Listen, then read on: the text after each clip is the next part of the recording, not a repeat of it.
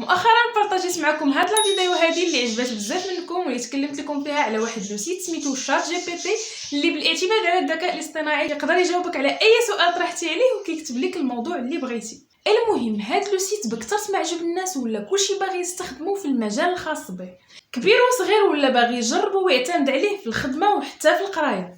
وهنا خصني نقول لك اتونسيون. علاش؟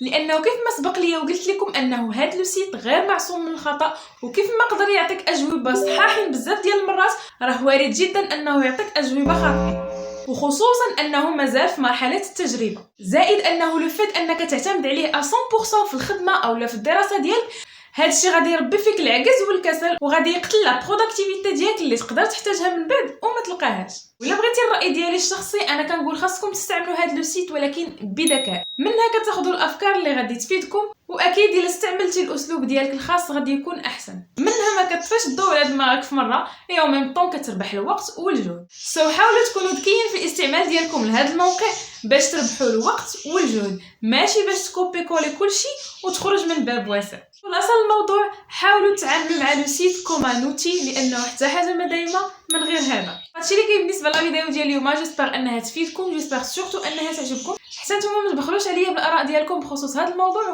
وخليوها ليا توجور في لي كومونتير. قولوا لي واش نتوما افيك ولا كونتر، جيمري بيان نعرف البوين دو فيو بيرسونيل ديالكم. وما تنساوش تابوناو في لاشين الا كنتو مازالين ما مابونينش، ديروا ان لايك، بارطاجيو لا فيديو مع الاصدقاء ديالكم، وتهلاو في راسكم حتى لا بروشين فيديو ان شاء الله. السلام عليكم.